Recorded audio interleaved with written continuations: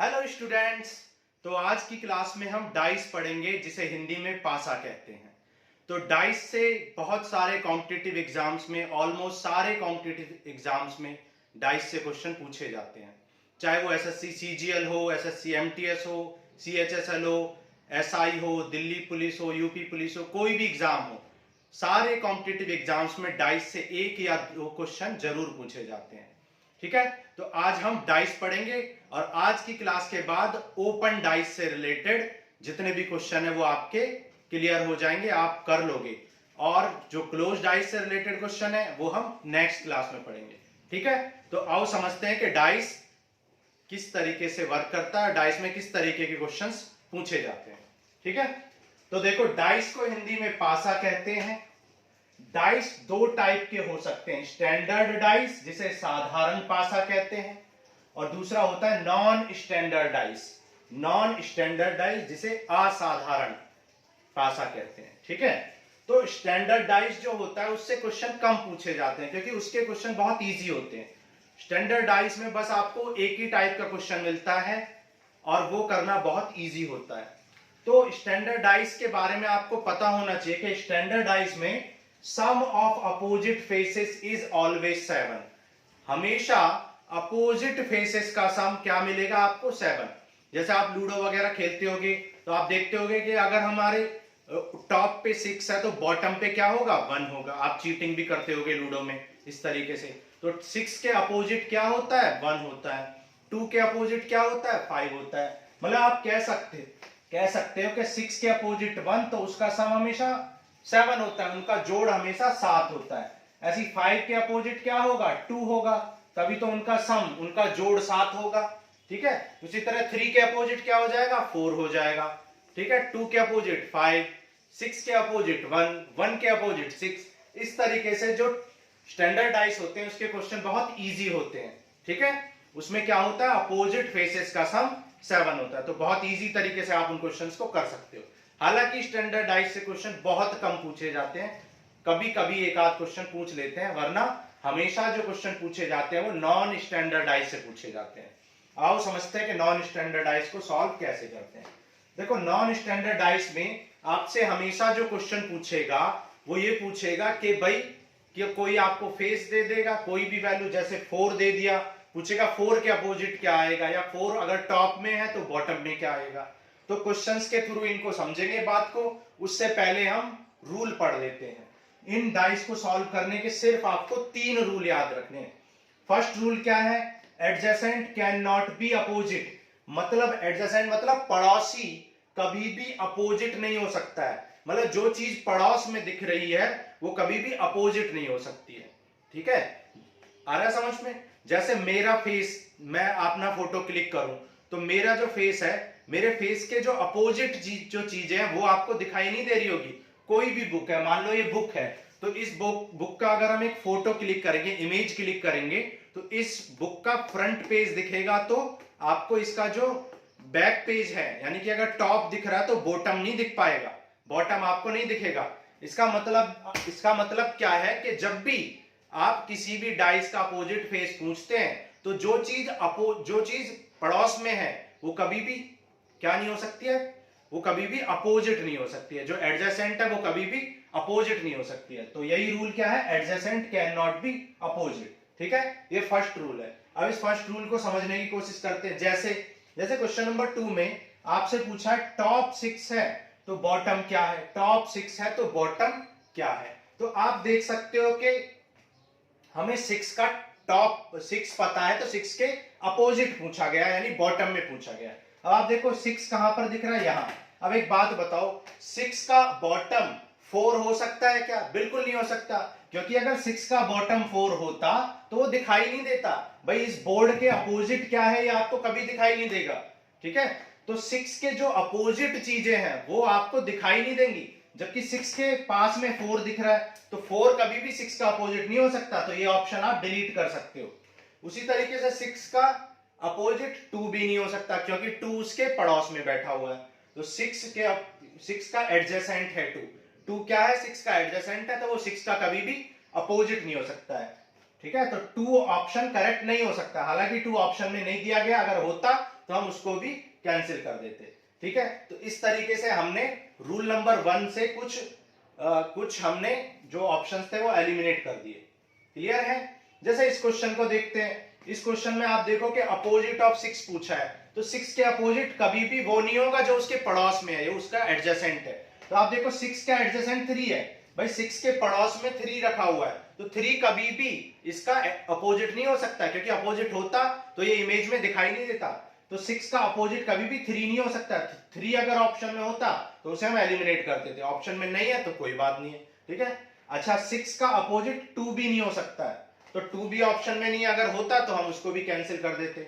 अच्छा 6 का जो अपोजिट है वो 5 भी नहीं हो सकता है, क्योंकि 6 के पड़ोस में 5 है, तो 5 यहाँ पे दिया हुआ तो इसे हम रिमूव कर सकते हैं, एलिमिनेट कर सकते हैं।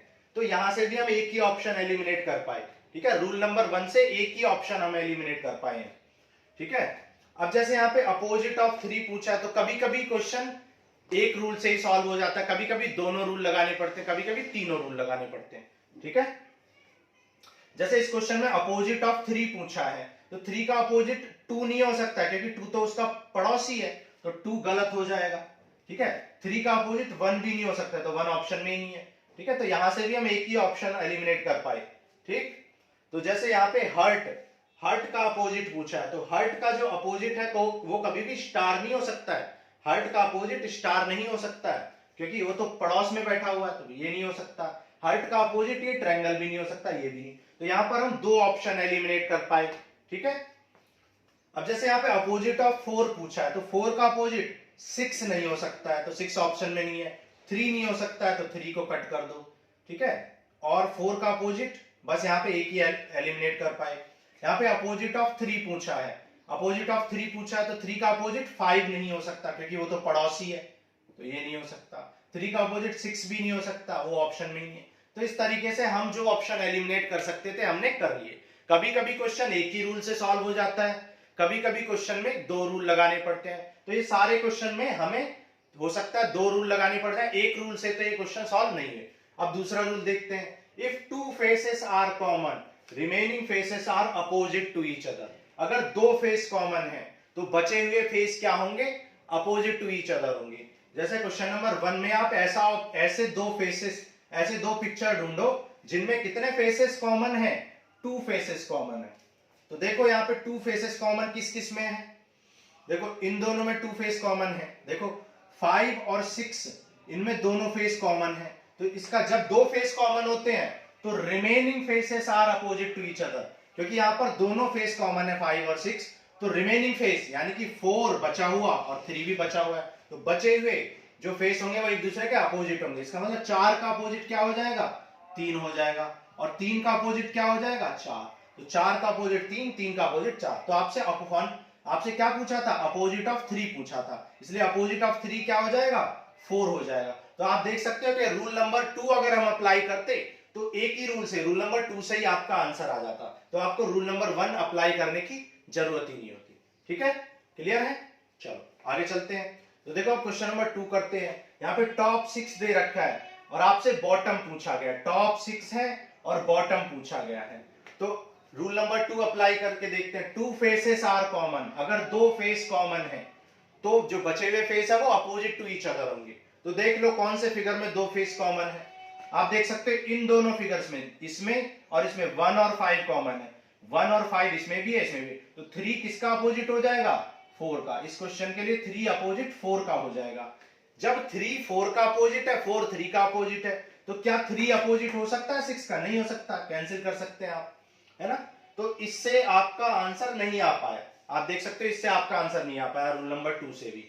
तो इसका मतलब आपको रूल नंबर 3 अप्लाई करना पड़ेगा। तो अब आप ऐसे फेसेस ढूंढो जिनमें एक ही फेस कॉमन है। ऐसे आपको पिक्चर ढूंढने जिनमें 1 फेस कॉमन है। तो 1 फेस किसमें कॉमन है? देखो जैसे हम ये दोनों फिगर देखते हैं, इसमें देखो सिर्फ एक ही कॉमन है 1। तो आप 1 को पकड़ो और इसे रोटेट कर दो। 1 को पकड़ के रोटेट कर दो। देखो 1 के बाद क्या आ रहा है? चाहे तो क्लॉकवाइज चाहे तो एंटी क्लॉक। 1 के बाद क्या है? 2, 2 के बाद क्या है? 3। तो 1 के बाद 2 है, 2 के बाद 3 है। सिमिलरली इसमें क्या? 1 के बाद 3 है, 3 के बाद 5 है। 1 के बाद 3, 3 के बाद 5। क्लियर है? तो 1 के बाद 3 है, 3 के बाद 5 है। तो देखो यहां से 3 किसका अपोजिट हो गया? 2 का, जबकि यहाँ पे 3 किसका अपोजिट हो गया, 5 का। तो यहां से देखो ये तो आपको कॉन्ट्राडिक्ट कर रहा है, क्योंकि 3 2 का अपोजिट भी है, 3 5 का, ऐसा तो पॉसिबल नहीं है। ठीक है, तो इसमें ऑप्शन में कुछ प्रॉब्लम है, जो पिक्चर है, तो मतलब इससे आंसर नहीं निकल पाएगा। तो कोई और फिगर आप देखो, ठीक है, कोई और फिगर ऐसे देखो जिनमें एक फेस कॉमन है। जैसे कि हम ये फेस देखते हैं, इसमें 2 कॉमन है, इसमें और इसमें, ठीक है, इसमें नहीं है। इसमें देखो, इसमें एक भी फेस कॉमन नहीं है, इसमें एक फेस कॉमन है, देखो इस वाले ऑप्शन में, और इसमें एक फेस कॉमन है। देखो ये 2 है, 2 के बाद क्या आ रहा है, 3, 3 के बाद 1, 2, 2 के बाद 3, 3 के बाद, यहाँ पे 2 के बाद 4 क्लॉकवाइज घुमा रहे हैं हम, चाहे तो एंटी क्लॉकवाइज घुमा लो दोनों को। 2 के बाद 3, 3 के बाद 1, फिर 2 के बाद 4, 4 के बाद 6, 2 के बाद 4, 4 के बाद 6। तो 6 का अपोजिट क्या आ गया, 6 का अपोजिट 1 आ गया। तो आपका ये आंसर करेक्ट हो जाए। क्लियर है? तो ये हमने रूल नंबर 3 भी आपको सिखा दिया। क्लियर? देखो अब यहाँ पे अपोजिट ऑफ 6 पूछा है, तो यहाँ पे कोई भी एक कॉमन फेस पकड़ लो। एक कॉमन फेस पकड़ने से ज्यादा चांसेस होते हैं आंसर आने के। तो एक कॉमन फेस देख लो, जैसे कि इन दोनों में हम देखते थे, इन दोनों में तो 2 कॉमन है। ठीक है, इन दोनों में देखो, इन दोनों में आपके भी 2 कॉमन है, लेकिन इन दोनों में 2 कॉमन है 5 और 3। यहां भी 5 और 3, तो 5 और 3 तो कॉमन है। तो रिमेनिंग फेस, रूल नंबर 2 क्या कहता है, अगर 2 कॉमन है तो बचे हुए एक दूसरे के अपोजिट हो जाएंगे। तो 5 और 3 इसमें भी है, 5 और 3 इसमें भी है, तो बचे हुए यानी कि 6 और 4 ये दोनों एक दूसरे के क्या हो जाएंगे, अपोजिट हो जाएंगे। तो यहां से हमने 2 फेस कॉमन है, तो बचा हुआ फेस क्या होगा, अपोजिट होगा। तो रूल नंबर 2 से हमने इसको कर लिया, इसलिए 6 का अपोजिट कौन हो जाएगा, 4 हो जाएगा। तो आंसर क्या हो जाएगा, बी ऑप्शन करेक्ट हो जाएगा। क्लियर है? ओके, अब देखो क्वेश्चन नंबर 4 करते हैं। क्वेश्चन नंबर 4 में देखो कितने फेस कॉमन है, देखो सिर्फ 3 कॉमन है, 3। तो 3 लिखो, 3 के बाद क्या आएगा, क्लॉकवाइज घुमा लो, 3 के बाद 4, 4 के बाद 6, फिर यहाँ पे 3 के बाद 2, 2 के बाद, ऐसे क्लॉकवाइज घुमा रहे हैं हम। ठीक है, 3 के बाद क्या आ रहा है, 2, 2 के बाद 1, 3 के बाद 2, 2 के बाद 1। तो आपसे क्या पूछा था, अपोजिट ऑफ 4 पूछा था, तो 4 के अपोजिट क्या आ जाएगा, 2। अगर 6 के अपोजिट पूछा होता तो 1 आ जाता, तो 4 के अपोजिट क्या आ जाएगा, 2। अगर 6 के अपोजिट पूछा होता तो 1 आ जाता। अच्छा, अगर 5 के अपोजिट पूछा जाता, अब देखो 4 के अपोजिट 2 है, 2 के अपोजिट 4 है, 6 के अपोजिट 1 है, 1 के अपोजिट 6 है। अगर 5 के अपोजिट पूछेगा तो बचा कौन, 3, तो 5 के अपोजिट 3 हो जाएगा। ठीक है, तो 2 पता चल जाते हैं, तो बाकी तीसरा अपने आप ही पता चल जाएगा। अब जैसे यहाँ पे अपोजिट ऑफ 3 पूछा है, तो 3 का अपोजिट पूछा है, तो कोई भी एक फेस कॉमन पकड़ लो। देखो इसमें और इसमें एक फेस कॉमन है, कौन, 5 कॉमन है। देखो 5 यहां भी है, यहां भी है, तो 5 के बाद क्या आ रहा है, 5 के बाद आ रहा है 4, 4 के बाद आ रहा है 6, क्लॉकवाइज घुमा दिया, 5 के बाद 4, 4 के बाद 6, यहाँ पे 5 के बाद 1, 1 के बाद 2, क्लॉकवाइज आपको रोटेट करना है। ठीक है, 5 के बाद क्या आ रहा है, 4, 4 के बाद 6, यहाँ पे 5 के बाद 1, 1 के बाद 2। तो आप देख सकते हो क्या पूछा था आपसे, अपोजिट ऑफ 3। तो अपोजिट ऑफ 3 पूछा, देखो अपोजिट ऑफ 3 पता नहीं चल पा रहा, लेकिन क्योंकि 6 के अपोजिट कौन है, 2, और 4 के अपोजिट कौन है, 1, तो अब 5 के अपोजिट कौन होगा, 3, यानी 3 के अपोजिट 5, 5 के अपोजिट 3, इसलिए अपोजिट ऑफ 3 क्या हो जाएगा, 5 हो जाएगा, क्योंकि 4 1 के अपोजिट है और 1 4 के अपोजिट है, 2 6 के अपोजिट है, 6 2 के अपोजिट है, तो बचा कौन, 3, तो 5 के अपोजिट कौन हो जाएगा, 3। ठीक है, चलो आगे चलते हैं।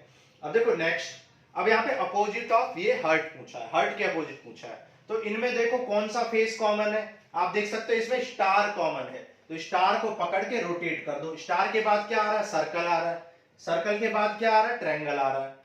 ठीक है, यहाँ पे देखो स्टार के बाद क्या आ रहा है, स्टार के बाद क्या आ रहा है, स्टार को स्टार के नीचे रखना है, स्टार के बाद क्या आ रहा है, फील्ड ट्रायंगल आ रहा है, और फील्ड ट्रायंगल के बाद क्या आ रहा है, हार्ट आ रहा है। ठीक है, आपसे क्या पूछा, अपोजिट ऑफ हर्ट पूछा है, तो हर्ट के अपोजिट क्या हो जाएगा, देखो यहां से देख सकते हो, हर्ट के अपोजिट कौन हो गया, ट्रायंगल हो गया, ट्रायंगल के अपोजिट हर्ट हो गया, तो हर्ट के अपोजिट क्या आ जाएगा, ये वाला ट्रायंगल आ जाएगा। अगर आपसे कुछ और पूछा होता, जैसे आपसे पूछा होता भाई ये फील्ड ट्रायंगल, ब्लैक ट्रायंगल के अपोजिट क्या होगा, तो सर्कल हो जाता, सर्कल के अपोजिट ट्रायंगल, ट्रायंगल के अपोजिट सर्कल। ठीक है, हर्ट के अपोजिट ये बिना फील्ड वाला सर्कल ट्रायंगल, और ट्रायंगल के अपोजिट बिना फील्ड वाला हर्ट। इस तरीके से आप बता सकते हो। तो इस तरीके से आपने डाइस के क्वेश्चन कर लिए। ठीक है, तो सारे क्वेश्चंस आपको समझ में आए होंगे। स्क्रीनशॉट ले सकते हो आप, स्क्रीनशॉट लेके प्रैक्टिस करो तीनों रूल आपको अप्लाई होने चाहिए। तीनों रूल फिर से मैं रिपीट कर देता हूं। जो पड़ोस में दिख रहा है वो कभी भी अपोजिट में नहीं आएगा, तो जो पड़ोस में दिख रहा है उनको आप एलिमिनेट कर दो। दूसरा रूल, अगर दो फेस कॉमन है तो बचा हुआ जो भी फेस होगा वो एक दूसरे के अपोजिट हो जाएगा। और अगर एक ही फेस कॉमन है, दो फिगर में एक ही फेस कॉमन है, तो आप उसको रोटेट कर दोगे, चाहे तो क्लॉकवाइज चाहे तो एंटी क्लॉकवाइज। समझ आ गया होगा? ठीक है, तो डाइस की प्रैक्टिस आप करो। कोई भी बुक आप परचेज कर लो, उस बुक में से आप क्या करो, डाइस के जितने भी क्वेश्चन है उनको करने की कोशिश करो।